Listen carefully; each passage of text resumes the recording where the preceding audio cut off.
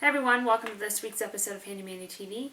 And this week's episode is going to be Valentine themed, so I'm going to show you 3 different ways to make some Valentines. You're going to make a Valentine out of some playing cards, and it's a paper clip in the shape of a heart with a ribbon that can double as a bookmark, a little booklet with your own little message, and an original piece of art. Let's get started. So let's get your canvas ready. This is going to be your painting, and you can get these in packs at Michael's Craft Store. I would suggest these for the larger sizes. You can get the smaller sizes for much cheaper at the dollar store. You're going to need a paint palette with multiple compartments for different colors. You're going to need Christmas red, white, black, gold, and by gold I mean cream gold. I don't mean yellow gold, which can be really, really cheap. So this is just an added if you want it. You're going to need a sponge so that you can get all those crevices. It's a lot easier with a sponge than it is a paintbrush. But if you're adding any different colors, so like you're mixing them, I would highly suggest using a paintbrush, because when you're trying to do this with a sponge, it will absorb. Say like I was missing the red and the black, it'll start absorbing the colors and not actually mixing them. So the toothbrush that I had there is really rough, and it's used for scratching on the gold later on the art piece. And the next one is this gift wrapping tissue paper, or just tissue paper. If you use white, you can always paint a different color later, so that's what I always use.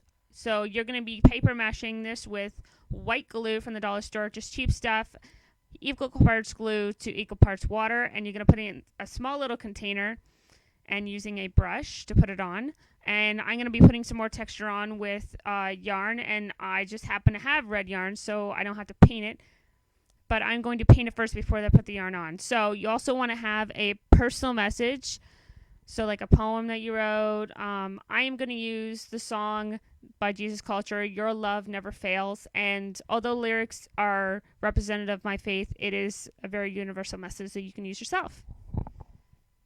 Okay, let's get started by mixing your equal parts glue with equal parts water in your small container. Then you're going to take your tissue paper and you're going to crinkle it up and scrunch it up and get as much texture as you want in there. Then you're going to tear it off in pieces and use that paper mache on your canvas and just twist and bend and put as much texture as you want. Just remember that you will have to paint your little message on there. So the more texture, the more you're going to have to do little fixes with your white and your red. So the background color is red and the white will be the color font.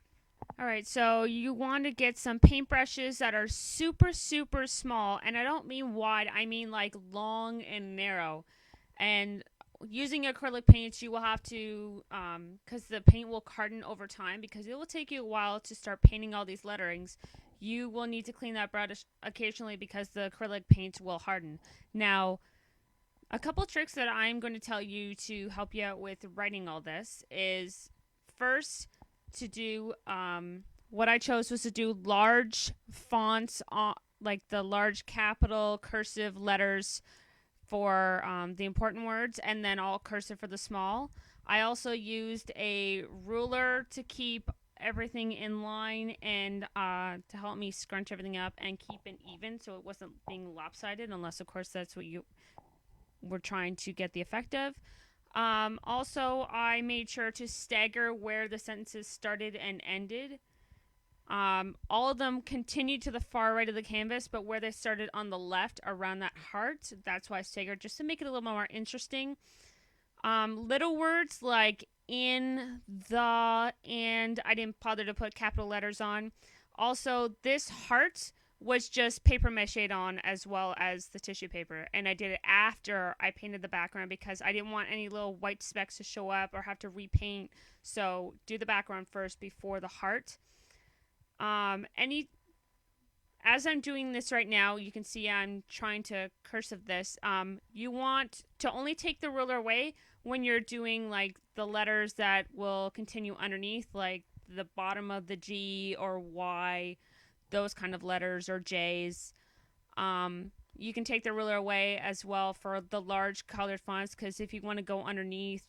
So if you're having a brain fart, don't be afraid to get your, internet up and running or your phone out and just look up the big cursive capital letters if you're being a little rusty or you want something a little creative, because everybody's signs are named differently, right? So you can look for autographs or signatures, and that's what I did because, my cursive E's aren't quite as elaborate as maybe somebody else's. So I just want to give you guys a heads up on how to make some little fixes with your cursive writing, do some touches. You want to use the red as you need to, like as you're going along, you may make mistakes. When you do your red or when you do your white over top of that red to make any fixes, it's kind of like using whiteout, but you're using paint instead. You want to make sure to put on the color thick and not to press your paintbrush too much into the canvas to that color that's underneath that you don't want to touch, because say like your white you don't want to mix into the red after you just fix it, because otherwise you're gonna clean your paintbrush and kind of start all over again. So avoid having to clean your paintbrush by just being aware of that. I just want to talk to you through about the heart and how I came up with it. The pattern, as you can see, the yarn is swirled and curved and everything. That is actually inspired by what is known as quilling. Now, it's usually done with little strips of paper that are the width of like your little whiteout brush, like the little ones that come in like a little jar, and you take out your little brush and you brush on. So they're that thick, but they're like curled around different kinds of tools and with bright colors. And sometimes instead of just the paper swirling around like it is on the canvas, they also have the background. So there's amazing inspiration right there for just like the pattern, possibly a future project. You guys let me know down in the comments.